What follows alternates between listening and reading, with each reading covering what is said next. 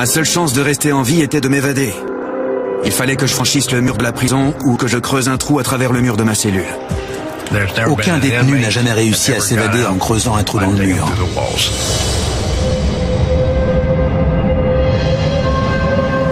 J'allais devoir me débrouiller avec les moyens du bord et m'appuyer sur mon expérience dans le bâtiment.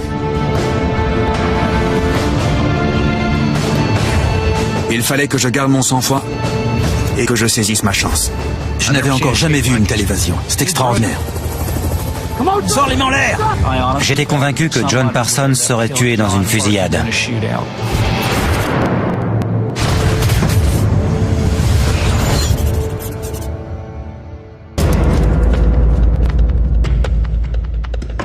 Je m'appelle John Parsons. En avril 2005, je versais une pension alimentaire pour mes 3 enfants. Je n'arrivais plus à joindre les 2 bouts. Alors j'ai basculé dans la délinquance. Et un jour, j'ai été pris en chasse par la police après un vol à main armée. Je connaissais John depuis de longues années. Il a sombré progressivement dans la criminalité et devenait de plus en plus violent. Avec lui, il fallait s'attendre à tout. L'agent Cox rentrait chez lui après avoir rendu visite à ses parents. Leurs chemins se sont croisés. Je n'ai même pas réalisé que c'était un policier. Quand je me suis retourné et que j'ai vu l'homme s'écrouler, j'ai compris que je l'avais tué. Un sentiment de panique et de malaise s'est emparé de moi. J'étais terrifié.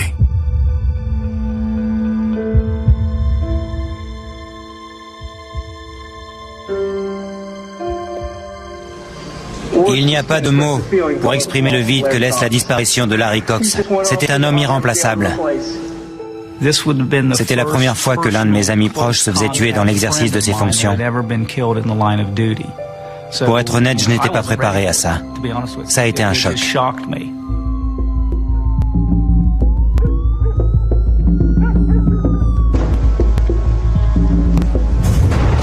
J'ai été arrêté et incarcéré en attendant d'être jugé pour le meurtre de l'agent de police Larry Cox. Videz ses poches. Je savais que je ne m'en tirerais pas. Écarte les jambes. Lorsque vous tuez un policier dans l'exercice de ses fonctions, vous encourez la peine de mort. Je pouvais être condamné à perpétuité, mais j'étais convaincu qu'il me condamnerait à mort. Je n'avais plus rien à perdre. Ma seule chance de rester en vie était de m'évader avant mon procès. Mais ils m'ont mis en cellule d'isolement pour éviter que ça n'arrive. La prison que nous avons construite ici, dans le comté de Ross, est aussi sûre que n'importe quel autre établissement pénitentiaire. Elle est même plus fiable à de nombreux égards. Chaque jour était un combat pour ne pas m'apitoyer sur mon sort et sombrer dans une profonde dépression. Je me disais que la plupart des gens que j'aimais devaient me détester et ils avaient sans doute raison. Mais il fallait que je me concentre sur le moyen de sortir du quartier d'isolement pour planifier mon évasion. Légalement, ils ne pouvaient pas me maintenir à l'écart sans motif valable. Alors, si je me comportais en détenu modèle, C'est l'heure. ils finiraient par me réintégrer parmi les autres prisonniers. C'est vous le chef? Je pourrais alors projeter mon évasion. John Parsons était très doué pour dissimuler ses intentions. Il usait de sa psychologie pour duper son entourage et donner l'illusion qu'il essayait de rentrer dans le rang. Merci, chef. C'est un moyen efficace de brouiller les pistes et d'éviter les soupçons. Il est resté à l'isolement pendant plusieurs mois sans créer le moindre problème et en restant toujours poli. Alors, le procureur de l'époque a décidé de le réintégrer parmi le reste des détenus. Personnellement, je n'y étais pas vraiment favorable, mais il n'y avait rien qui puisse justifier qu'on le garde à l'écart. Parsons, tu rejoins les autres. Alors, nous l'avons réintégré à la population carcérale. J'avais gardé mon sang-froid et ça avait payé. La nuit, j'étais enfermé dans ma cellule, mais le reste du temps, j'étais plutôt libre de mes mouvements au sein de la prison. J'avais aussi le droit de rejoindre les autres détenus pendant la promenade. Certains jours, quand le temps le permet, les détenus peuvent sortir dans la zone de promenade. Toutefois, pendant ce temps, la consigne voulait que Parsons reste maintenu à l'écart des autres détenus. Il ne restait que 3 ou 4 mois avant la date de mon procès. Il fallait que je planifie sérieusement mon évasion et que je passe à l'action. Je pensais que je pourrais peut-être m'enfuir depuis le toit de la zone de promenade.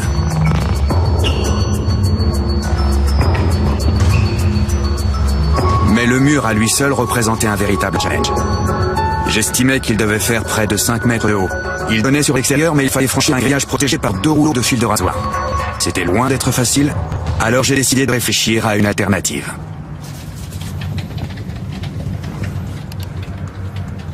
Vous aussi, on vous garde enfermé ici? John était un homme bien élevé, capable de manipuler les gens. C'est quoi votre crime?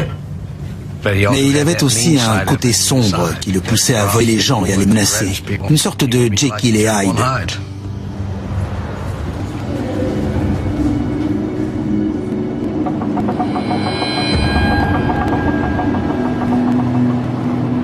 Chaque cellule avait une petite fenêtre qui donnait sur l'extérieur.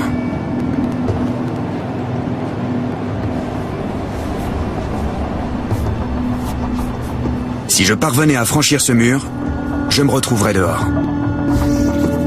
Ensuite, je pourrais me laisser tomber sur le bâtiment inférieur et accéder à un toit en pente raide. De là, il me suffirait de sauter 5 à 6 mètres en contrebas pour gagner une ruelle qui longe le mur de la prison. John n'était pas un idiot. Il aurait pu faire quelque chose de sa vie s'il avait mis ses compétences ou son intelligence au service de la collectivité. Mais il a choisi la voie du crime. Avant d'envisager le moyen de creuser autour des briques, il fallait que je sois sûr de pouvoir maquiller rapidement mon travail. C'est l'appel. Parce que les gardiens faisaient l'appel 4 ou 5 fois par jour. L'appel est l'occasion de contrôler les détenus. Ils se tiennent immobiles dans leurs cellules et les gardiens viennent consigner leur présence, font une inspection visuelle des lieux et passent à la cellule suivante.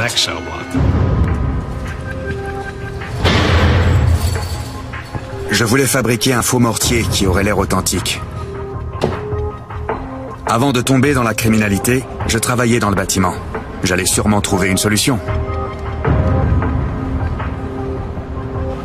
Il me faudrait composer avec les matériaux à ma disposition. Un mélange de dentifrice et de talc pourrait faire l'affaire. Vous avez du dentifrice à la menthe? Non, on a ce qu'on nous donne.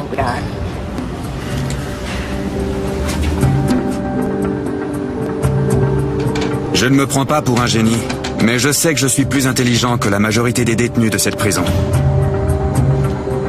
Peut-être que je réfléchis plus à ce que je fais. En tôle, la plupart des gens agissent souvent avant de penser.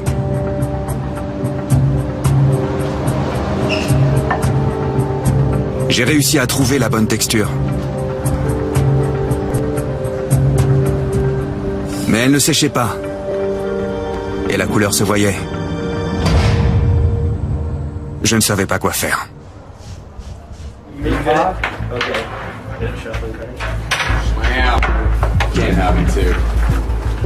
Un jour, tandis que je regardais les autres détenus jouer aux cartes, j'ai remarqué qu'ils misaient avec des bonbons.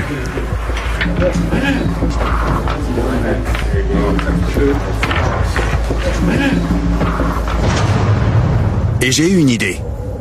Si je pouvais me procurer assez de bonbons verts et bleus, je pourrais les faire fondre pour obtenir une teinte semblable à la couleur du mur de ma cellule.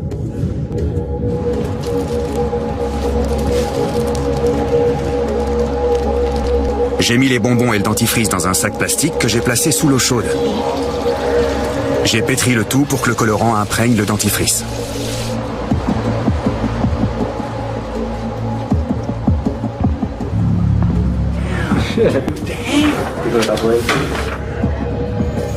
J'ai dit aux autres détenus que je n'aimais que ces bonbons-là, et je me suis arrangé pour en obtenir d'autres. Maintenant que j'avais mon mortier, il me fallait un outil pour attaquer le mur. Les lamelles en métal de la grille des conduits d'aération mesuraient environ 13 cm de long et étaient soudées des deux côtés. Je ne pouvais pas les tordre à main nue, alors je me suis servi de mon gobelet en plastique pour les plier et en extraire une.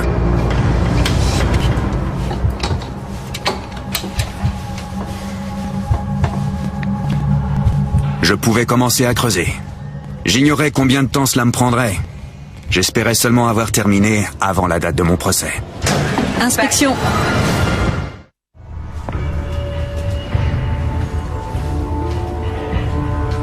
Ma crainte, c'était que les gardiens inspectent ma cellule de près et ne remarquent les traces de mon travail.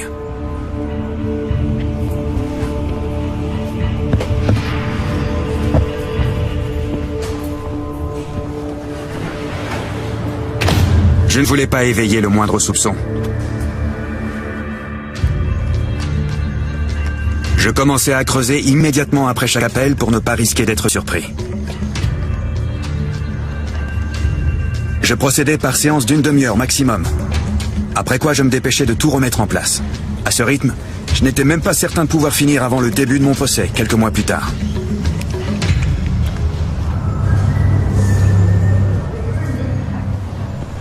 Ma progression était si lente que j'ai décidé de rester dans ma cellule au moment de la promenade pour passer plus de temps à creuser le mur. Tu viens? Je prétextais vouloir me consacrer à mon dossier. Personne ne me posait de questions. J'avais les coudées franches. À l'époque où j'étais shérif, et depuis que la prison existait, aucun détenu ne s'était jamais évadé en creusant un trou dans le mur de sa cellule.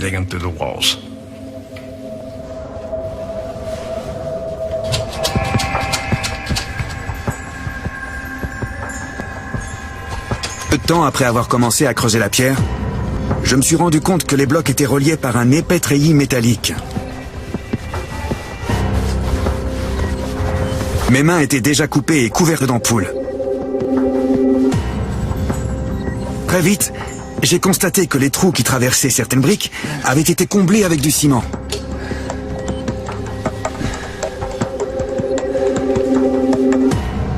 J'ai dû reboucher les contours et m'attaquer à un autre bloc.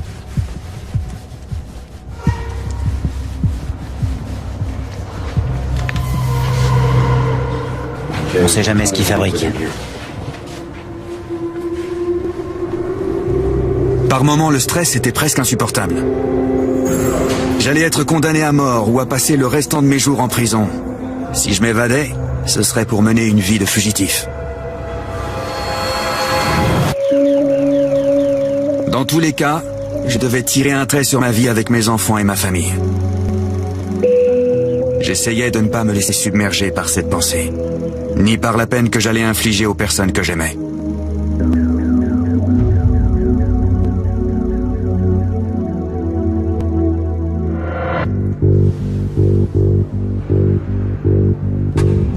Je m'efforçais de rester concentré sur mon plan d'évasion pour chasser mes remords.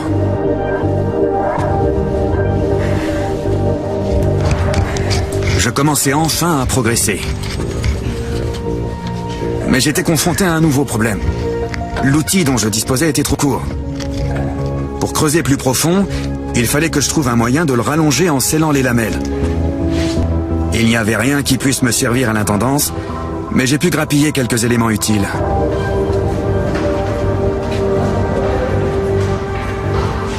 C'est là que j'ai jeté un œil aux produits d'entretien. Les poils des balais étaient rattachés aux manches par du fil de fer.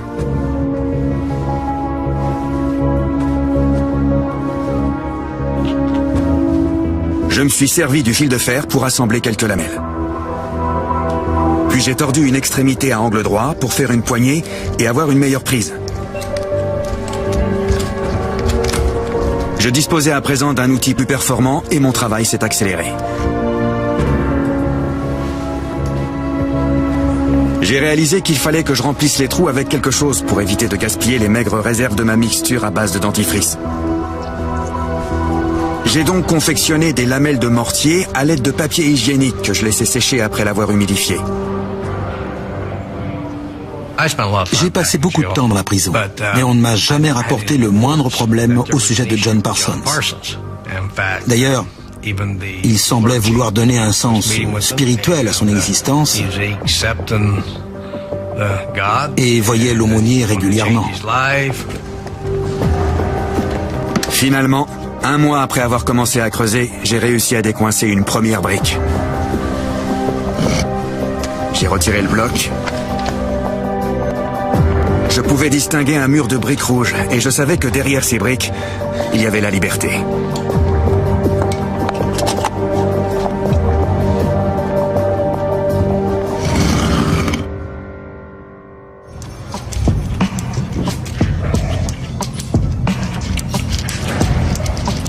Deux jours plus tard, j'étais de retour au travail. Il y avait un nouveau gardien qui s'appelait Miller. Le genre de type méticuleux et très à cheval sur la propreté des cellules.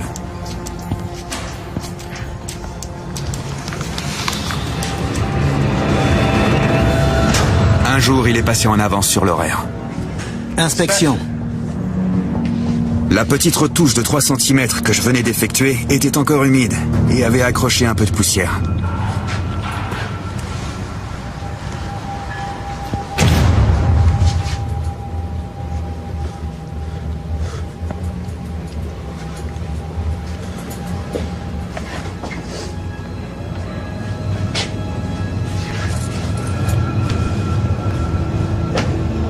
Le gardien l'a remarqué et s'est approché du mur.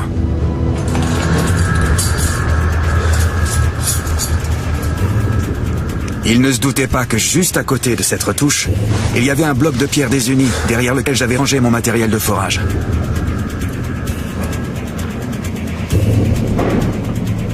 On dirait que quelqu'un a creusé ici. J'en sais rien. J'ai cru que mon cœur allait me crever la poitrine. J'étais proche de l'hyperventilation. Vous devriez peut-être envoyer quelqu'un pour arranger ça. Je veux pas que ça me retombe dessus.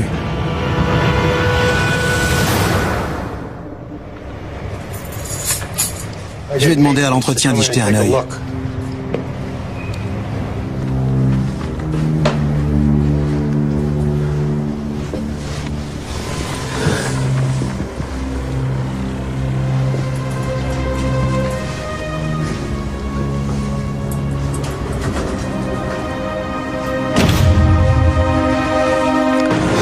C'était un vendredi et je savais que dès le lundi suivant, quelqu'un viendrait examiner ce mur et que je finirais au mitard. Ça ne me laissait pas le temps d'attaquer les autres blocs. J'avais passé des mois à élaborer ce plan et désormais, il me restait 48 heures pour prévoir une toute autre évasion. Ma seule alternative était de m'évader pendant la promenade. Si je parvenais à franchir le mur, je pourrais atteindre une partie du toit qui donnait sur un bâtiment en contrebas et suivre le chemin que j'avais prévu initialement. Mais en supposant que je parvienne à gravir le mur, les fils de rasoir m'empêcheraient d'atteindre le grillage situé derrière.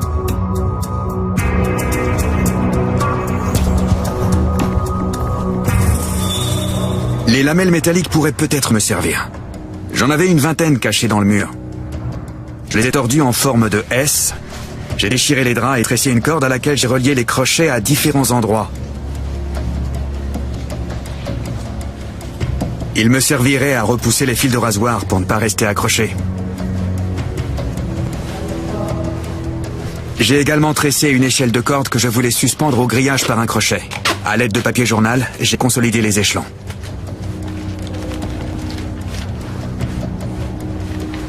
Il me fallait une gaule pour hisser l'échelle. J'ai confectionné 4 baguettes de papier roulé qui s'emboîtaient pour former une perche de 4 mètres.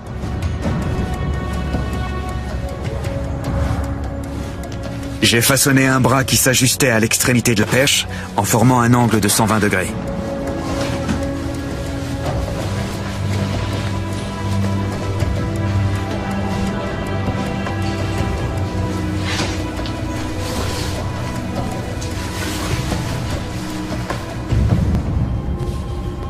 Cette nuit-là, je n'ai pas dormi. Je savais que c'était une opération risquée compte tenu de l'affluence de la salle commune, des caméras et des gardiens qui pouvaient facilement me repérer.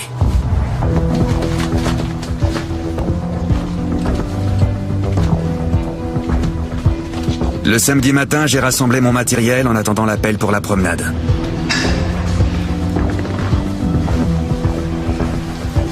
J'ai passé ma combinaison orange par-dessus ma tenue bleue.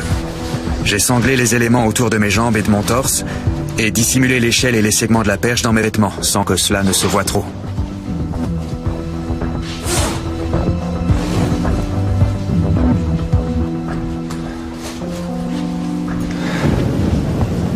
Il fallait d'abord passer le bureau de contrôle. J'espérais qu'ils ne modifieraient pas leurs habitudes en improvisant une fouille au corps.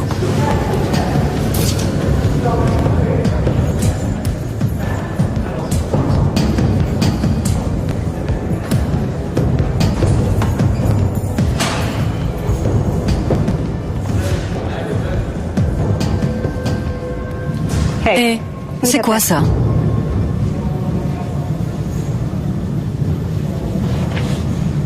On n'emmène rien dans la cour. Il fallait que je reste calme. C'était mon unique chance. Dès lundi, ils découvriraient ce que j'étais en train de préparer et me renverraient à l'isolement en attendant ma condamnation.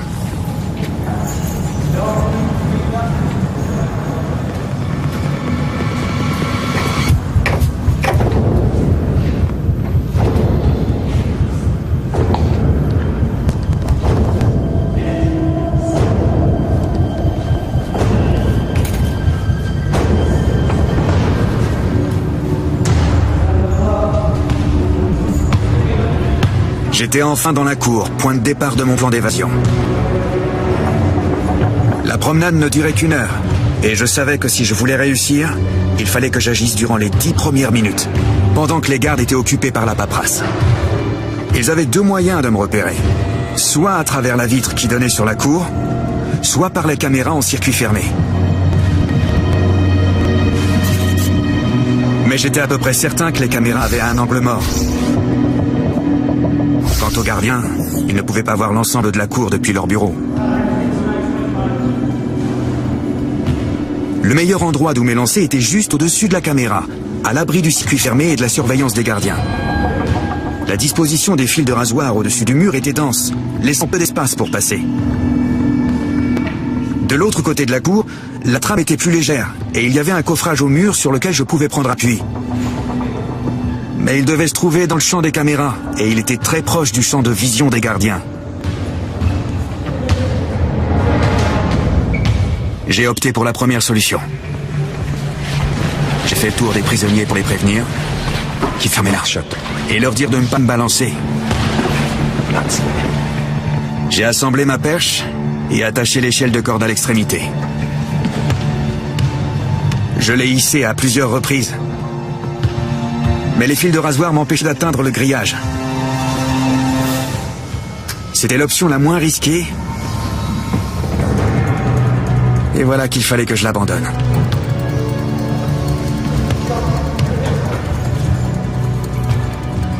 Mon angoisse montait. De l'autre côté de la cour, j'avais de grandes chances d'être repéré par les gardiens, et je me retrouvais en plein dans le champ des caméras.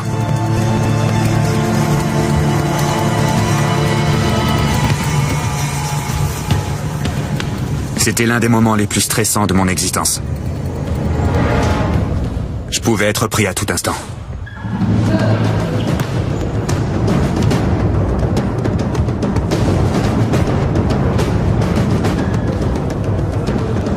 Je me suis positionné devant le coffrage du mur. Il fallait que j'agisse rapidement pour que j'aie le temps de m'enfuir avant que les gardiens ne remarquent ma disparition. J'ai réassemblé ma perche.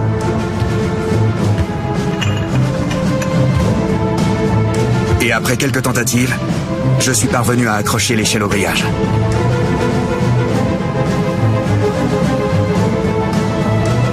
J'ai pris appui sur le bâtiment pour me hisser. J'ai grimpé en bloquant une de mes jambes sur un nœud de la corde pour me stabiliser, et j'ai écarté les fils de rasoir avec mes mains pour me frayer un passage.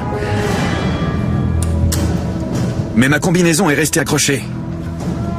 J'ai dû m'en défaire et la laisser flotter, comme un étendard.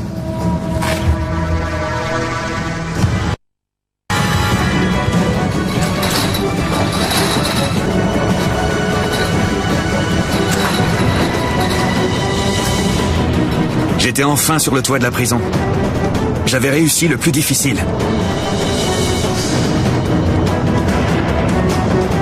Il fallait que je me laisse tomber d'une hauteur de 6 mètres pour atteindre la ruelle en contrebas. Les semelles de mes chaussures étaient fines et n'amortiraient pas le choc. Mais je n'avais pas le choix. J'ai sauté. Ce samedi-là, à 12h30, j'ai reçu un appel de la prison me signalant qu'un détenu s'était évadé. J'ai demandé qui et on m'a répondu John Parsons. J'étais incrédule et en colère. Comment cela avait-il pu se produire? Pourquoi? Mon cerveau bouillonnait.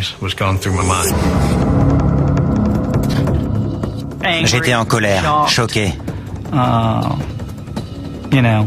Je n'arrivais pas à croire que John Parsons n'était plus derrière les barreaux. La chance a joué un rôle important dans son évasion. Nous savons que les autres détenus de la prison ont fait diversion pour le couvrir. Nous pensons que Parsons a profité de ces circonstances pour tenter son évasion risquée. Par ailleurs, la caméra de la zone de promenade était défaillante. Elle fonctionnait quand elle voulait et ce jour-là, elle ne marchait pas.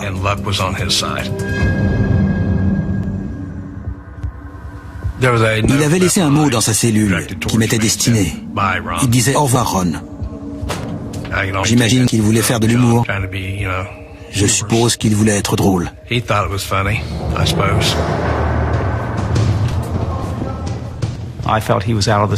J'étais certain qu'il avait déjà quitté l'État quand nous avons été prévenus.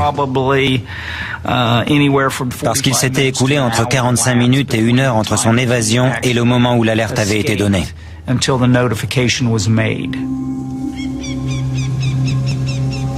Mon plan était de quitter le pays.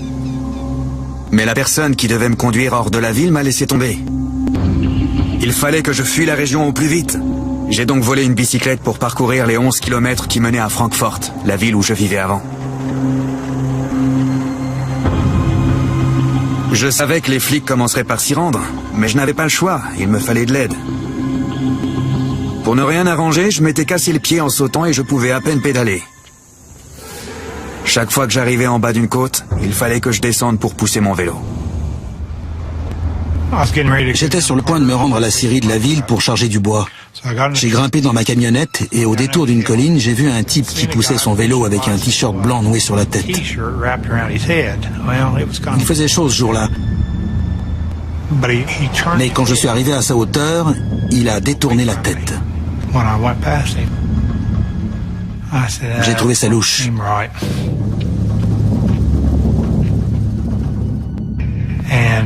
Mon fiston tondait la pelouse devant sa maison. Je lui ai demandé s'il avait vu le signalement du type qui s'était évadé de la prison du comté de Ross. Je crois que je l'ai croisé le long de la route, en bas de la côte.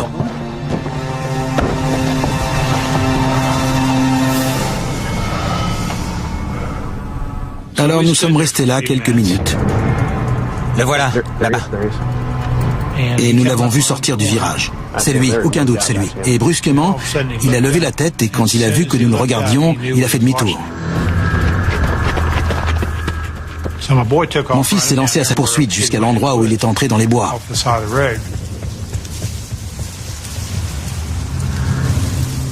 Il a sorti son téléphone portable et a appelé la police. J'étais le chef de la police locale depuis 7 ans. Et c'était la première fois que je bondissais hors de chez moi pour filer dans ma voiture, toute sirène hurlante. Nous nous sommes immédiatement rendus sur les lieux, à l'endroit où Parsons s'était entré dans les bois.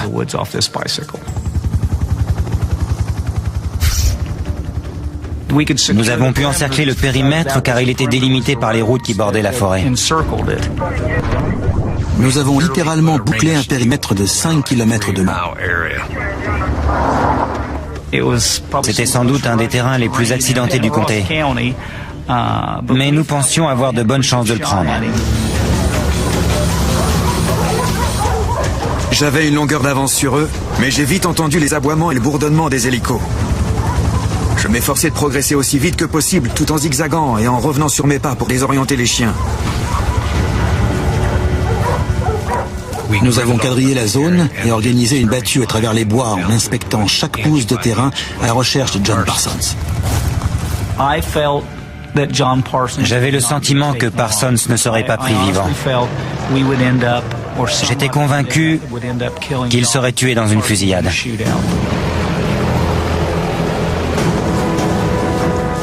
Je fuyais en me dirigeant à l'opposé du bruit des quads et des hurlements des chiens.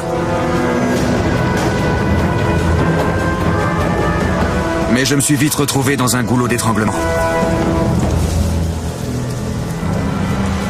Je ne pouvais pas traverser les champs et risquer d'évoluer à découvert.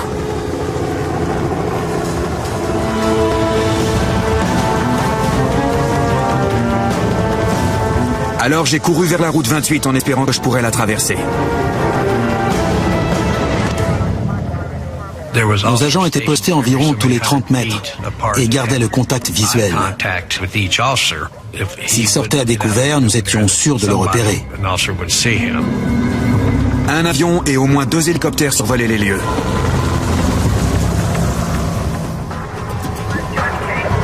Lorsque j'ai atteint la lisière qui bordait la route 28, les forces de l'ordre étaient trop importantes. Ma seule option était de trouver un endroit où me cacher et d'attendre le moment propice pour traverser. Au cours des premières 36 heures de traque, je suis resté sur le terrain. Par la suite, je rentrais chez moi pour prendre une douche et faire une sieste de 4 ou 5 heures, avant de retourner sur place. Il se cachait dans les sous-bois. S'il se terrait dans un fossé et se recouvrait de broussailles, nos hommes risquaient de passer à côté de lui sans le voir. Il faisait 43 degrés, peut-être même plus. Après une demi-heure de traque, nous étions obligés de ramener les chiens pour qu'ils se rafraîchissent. Nous savions qu'il souffrait bien plus que nous. Nous avions des vêtements pour nous protéger des ronces et de la végétation. Nous avions de l'eau, de la nourriture. Ça n'était pas le cas de John. Les conditions étaient vraiment difficiles et il ne tiendrait pas le coup longtemps.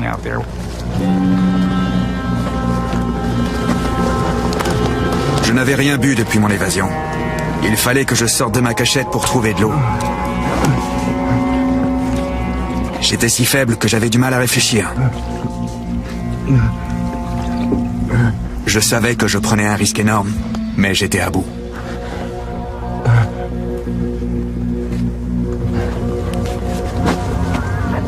Cette nuit-là, un peu après minuit, j'ai suivi la lisière des bois pour trouver une ouverture entre les voitures de police et traverser la route 28. J'ai évalué à 45 secondes le temps qui s'écoulait entre chaque rotation des hélicoptères et le passage de l'avion.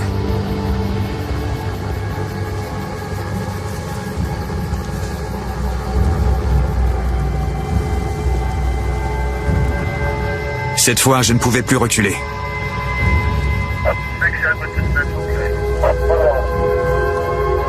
Quand il m'a semblé que tout était calme et que la voie était libre, j'ai bondi de ma cachette. Je n'en revenais pas. J'avais traversé la route sans me faire repérer. Mais je savais qu'il n'abandonnerait pas. J'avais l'impression que le monde entier était à mes trousses. Après 72 heures de traque, nous avons conclu qu'il avait dû quitter le périmètre. En dépit de tous les efforts déployés pour l'épingler, nous avions échoué. Le seul endroit où il pouvait se rendre, c'était auprès de sa famille. Nous avons mis en place une surveillance accrue et nous avons interrogé ses proches. La plupart de ses amis nous disaient que John était habitué à vivre dehors. Nous avons appris qu'il devait passer prendre une tente et du matériel que sa mère avait laissé derrière le porche de sa maison. Mais il ne s'est jamais montré. Après avoir quitté le périmètre, je me suis rendu compte que j'avais été piqué par quelque chose. La plaie ressemblait beaucoup à une morsure d'araignée recluse brune. Je savais que sans traitement, la plaie deviendrait gangréneuse et je risquais d'en mourir. Il me fallait des antibiotiques. J'avais un ami qui pouvait se procurer des médicaments et de quoi nettoyer la plaie. Mais il vivait à Chillicothe. Je n'avais pas le choix. Il fallait que je retourne en plein territoire ennemi, où chaque habitant semblait être à mes trousses. J'ai trouvé un endroit où me reposer quelque temps. Mon ami m'a apporté des antibiotiques pour traiter la morsure et des produits pour nettoyer la plaie. J'ai beaucoup réfléchi à l'endroit où j'irais une fois remis sur pied. Je me suis fixé sur le Canada. Vous connaissez ce type. Nous avons offert une récompense substantielle pour sa capture. Quel que soit votre degré de loyauté envers une personne, si on vous offre 100 000 $, vous allez la dénoncer. Certains dénonceraient leur mère pour une telle somme. Shérif Nichols, nous avons reçu l'appel d'un habitant du comté nous disant qu'il avait repéré John Parsons sur Three Locks Road, dans une vieille cabane abandonnée. Merci de votre appel, nous y serons dans peu de temps.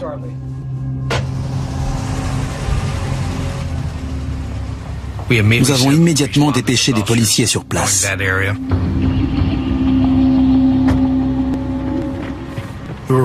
Ce jour-là, on était persuadés qu'on l'aurait et qu'on mettrait un terme aux recherches.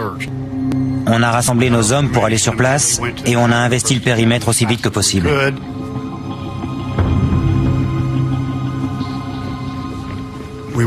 On voulait vraiment l'épingler.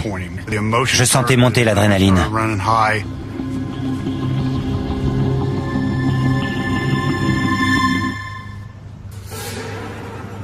Parsons! Sors de là, les mains en l'air!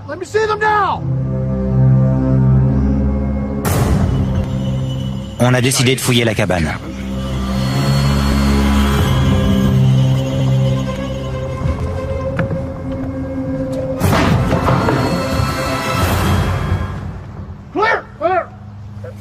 On a découvert une trappe par laquelle il pouvait sortir. Et il avait réussi à s'enfuir avant qu'on ait donné l'assaut.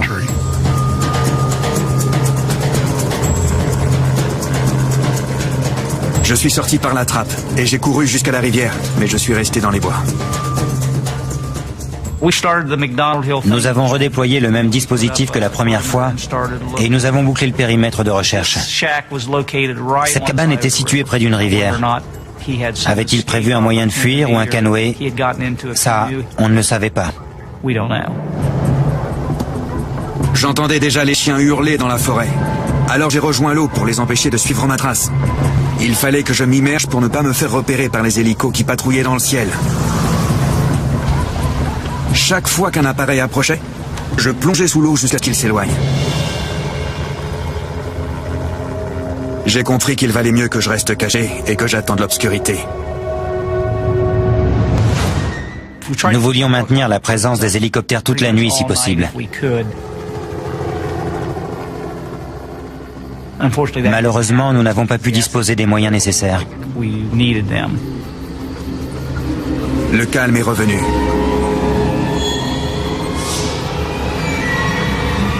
J'ai tenté ma chance et j'ai couru.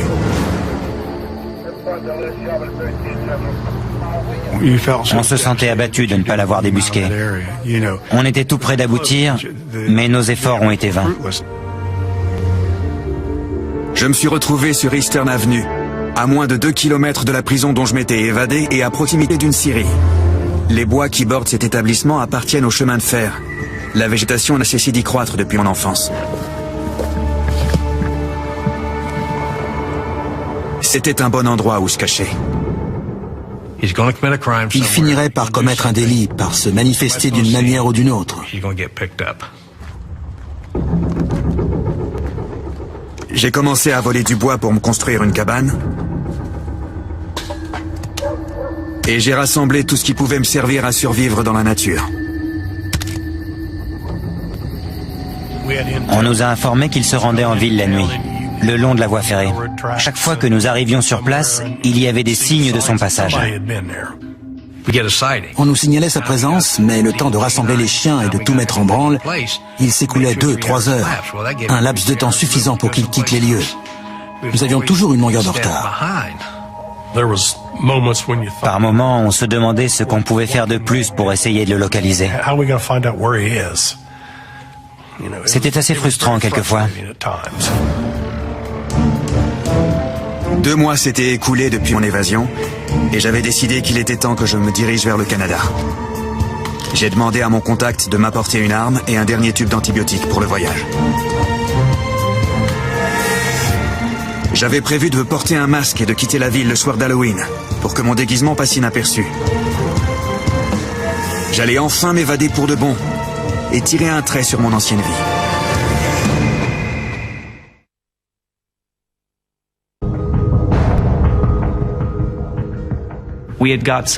Nous avons été informés que quelqu'un avait construit un petit cabanon dans les parages de la scierie d'Eastern Avenue.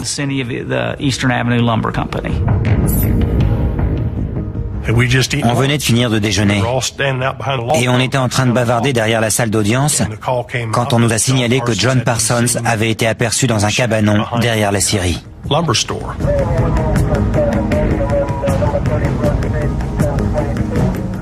On a pris la nouvelle au sérieux et on était prêts.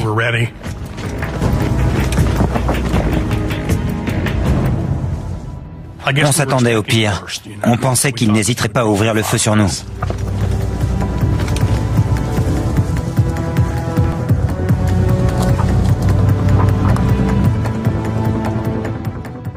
Il avait déjà tué un policier. Qu'est-ce qui l'empêcherait d'en tuer un ou deux autres?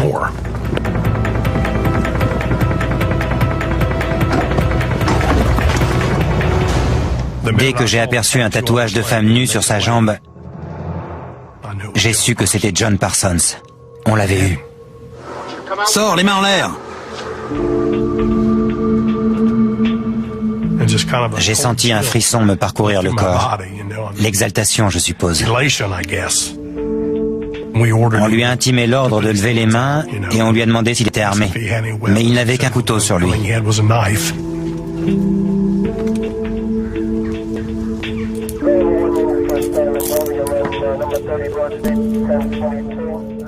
Il n'a pas opposé de résistance. Et une fois sorti de la cabane, il avait presque l'air apaisé, comme soulagé que tout cela prenne fin.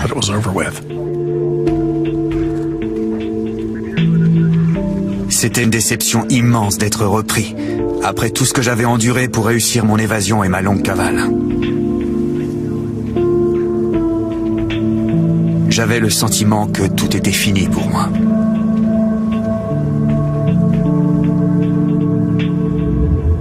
J'allais être condamné à mort. J'avais récupéré les menottes de Larry auprès de sa famille. Salut John. Je lui ai dit, John, je vais te passer les menottes de Larry Cox. Et il m'a dit d'accord. J'estimais qu'il était normal qu'après son évasion, John Parsons retourne en prison avec les menottes de Larry au poignet. Après le petit mot qu'il m'avait laissé, au revoir Ron, je me suis empressé de lui dire « Content de te revoir, John ». Il savait de quoi je parlais.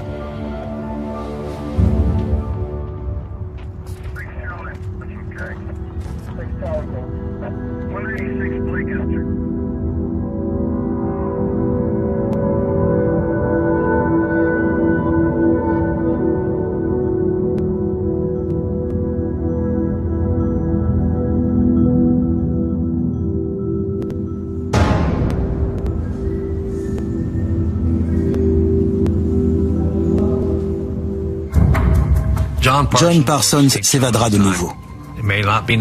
Peut-être pas tout de suite, peut-être dans 1 an, dans 6 ans, ou même dans 10 ans. Mais un jour, il réessayera.